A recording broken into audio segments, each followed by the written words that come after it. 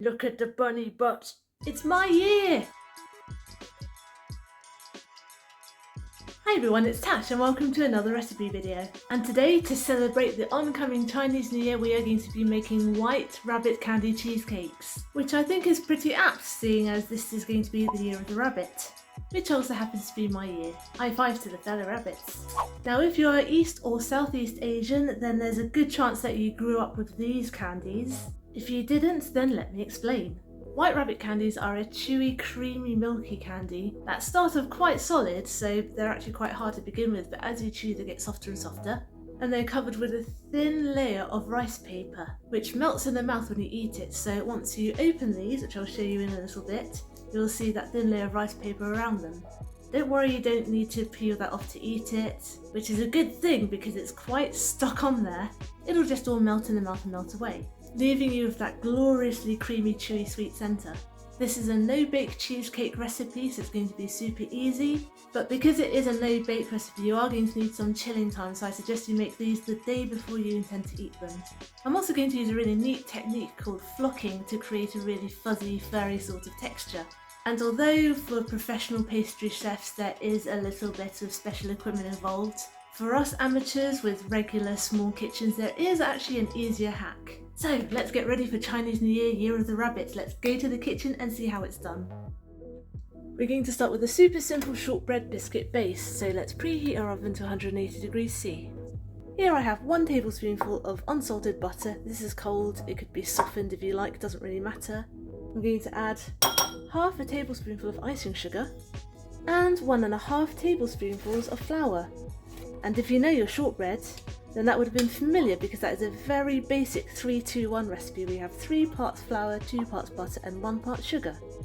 So because the butter is cold in my case, I'm just going to go straight in with my hands and rub it together. If your butter is room temperature and soft, or if it's just soft in general, then you can go in with a spoon. Oh, I almost forgot to add a little pinch of salt.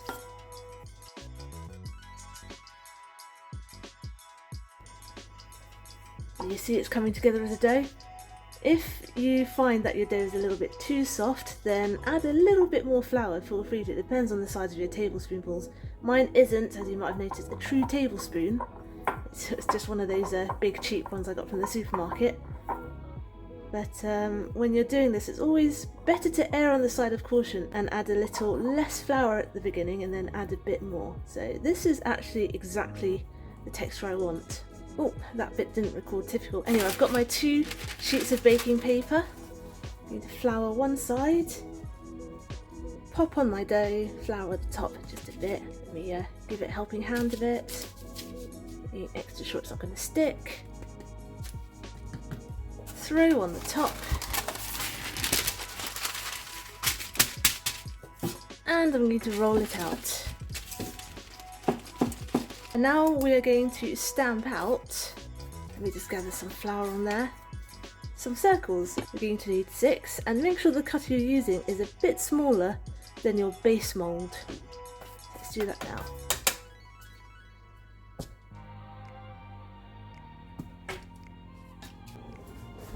And I like to slide a palette knife under, just to make it a bit easier to pop on that baking tray, which I've set to the side.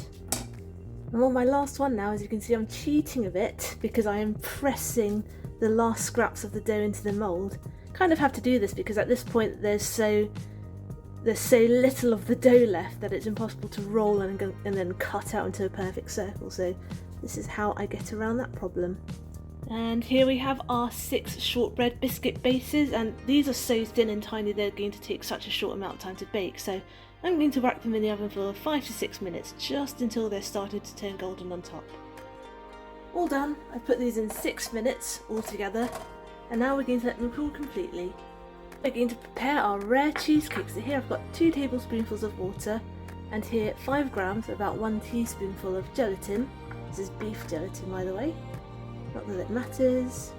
And I'm going to sprinkle the gelatin evenly over the water and let it soak in. The technical term is to bloom, but let's just say soak because that is also basically what it means. Just set that aside and let it soak for about 2-3 minutes. While the gelatin is soaking, we are going to melt 100 grams of white rabbit candies with some double cream. And when I say 100 grams, I mean after unwrapping them. So this is what it looks like if you've never had a white rabbit candy before. These are my childhood. They are delicious and creamy and milky. And when you unwrap them, don't worry about this. If you don't know, this is rice paper, it dissolves. You can eat it, you can melt it down, just leave it in. You won't be able to peel it off anyway, that will be an impossible task. So to our 100 grams of unwrapped rabbit candy, white rabbit candy, we're going to add 80 millilitres of double cream. And we're going to melt this all together until it's all nice and, well, melted. Keep stirring this, by the way, because we do not want the cream to burn or the candy to stick.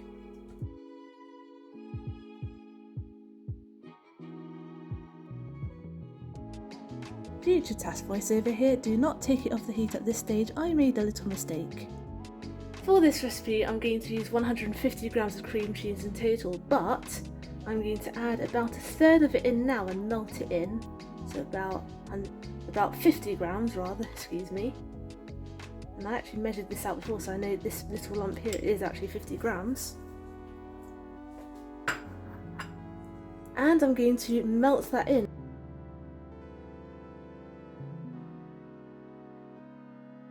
You guys, I am dumb. I nearly forgot one of the most important parts. Forget about cooling it. We've added our cream cheese, that's good, that's what we wanted. But we didn't actually want to cool it because we need to add our gelatin at this point. So I popped it back on the stove. Luckily it was still quite hot. I just realised as I was preparing for the next part. So you want it steaming but not hot at the moment. So make sure it's not actually boiling. And while it's hot, switch the heat off and take it off the heat. And straight away, while it is still hot, not letting it cool down, we're going to add our soaked gelatin now, and this is going to melt it. Now we're cooking. Oh, that would have been terrible, it wouldn't have set. Alright, now you're in the clear, and now we're going to cool it to room temperature. Meanwhile, we're going to deal with the rest of our cream cheese. Add 10 grams of caster sugar, not too much because we already have quite a bit of sugar in that candy. And a teaspoonful of vanilla extract. I'll give that a quick zhuzh with my balloon whisk.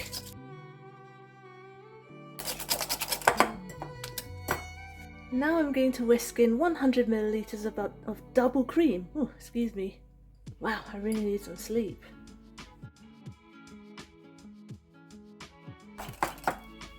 Nice. And now we're going to take our luscious, now room temperature white rabbit candy gelatin mixture and we're going to fold it together.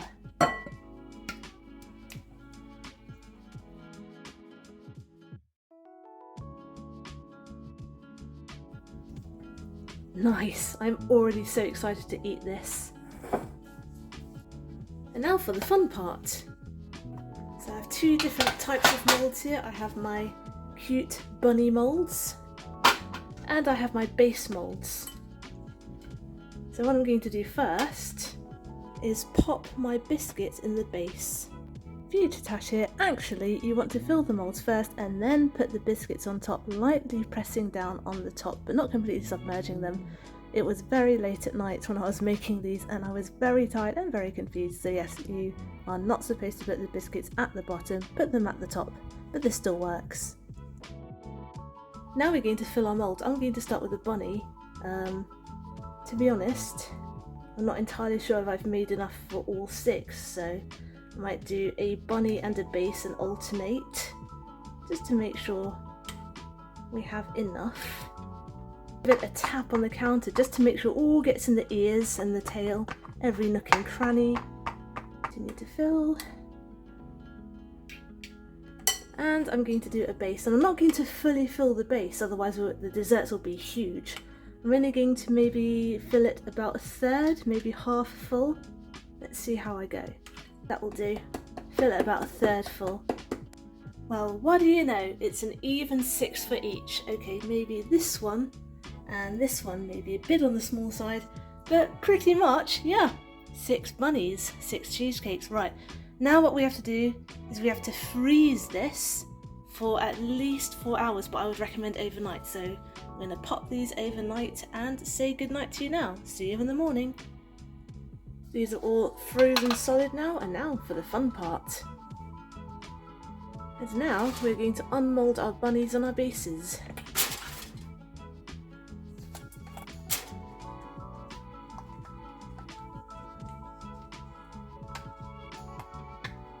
Ah, so cute. Right, let's work quickly because these need to stay cold. And now I'm going to pop these back in the freezer for another 10 minutes because we'll make sure they are very, very cold for the next step. Now the next part is totally optional, but I think it looks really pretty. I have here some flocking spray, and that is basically cocoa butter spray that's been coloured, also known as velvet spray. And you can get these in various forms. Professionally, what professional bakers do is they actually have a whole spray gun machine type thing, and then they'll have their cocoa butter and then they can colour it however they want and then spray it. This is a bit less fancy, but still quite fancy. These are in ready to use spray bottles. Now, the one that I've used in the past was a little bit of a pain in the butt because you had to put it in hot water for half an hour, and then you have to give it a shake. You have to store it upside down to make sure the cocoa butter's in the nozzle and then spray it. But this one is apparently ready to use. You don't have to put it in hot water to melt the cocoa butter. So I am quite excited to try these. They are a little pricey, they're about £20 per bottle, but I do intend on using these quite often this year, so I think it's a worthy investment, and for my hobby too. So the point of these is to create a really fuzzy, furry sort of texture, and the way that works is you spray the melted cocoa butter all over your frozen dessert, and because cocoa butter solidifies when it's cold, it will create these little tiny droplets which creates the fuzzy effect. So yes, I've never used this particular brand before. Let's hope this works. We've got our bunnies from the freezer. Let's fluff up our protective barriers a bit more because this next bit can get a bit messy. Give it a shake and let's spray it straight over.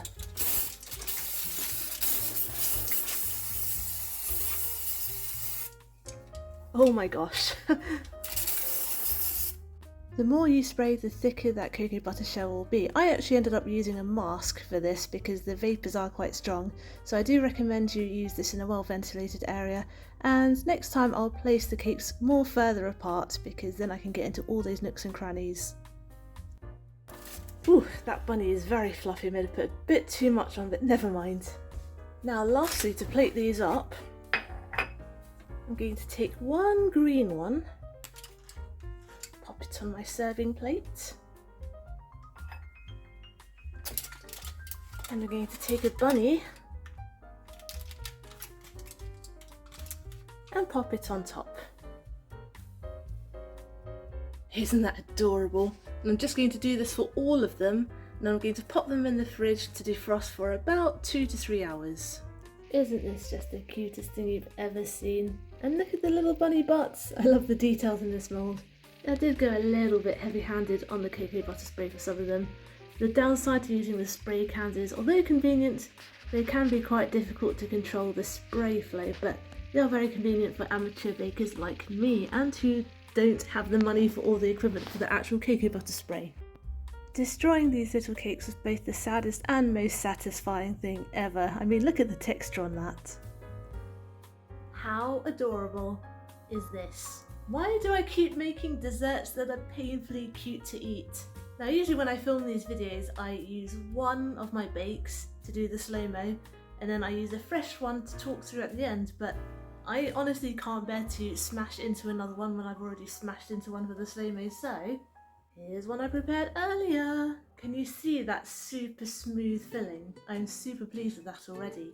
But unlike usual, I actually had some self-restraint this week and didn't take a bite right out of it because I wanted to save that for this part. So I'm going to scoop that up. Actually, I'm going to, there we go.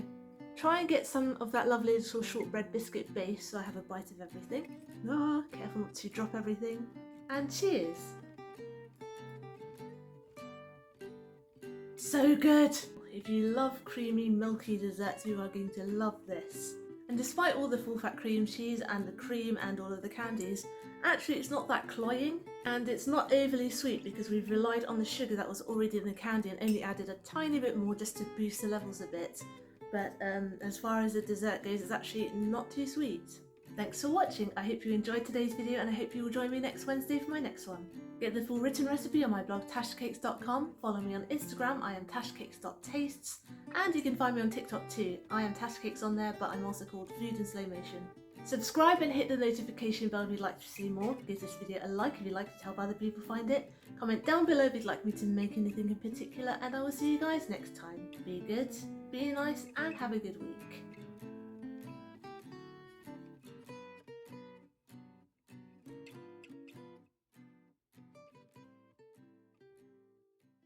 Chinese New Year, let's go to the kitchen. Ow, I just pulled my hair.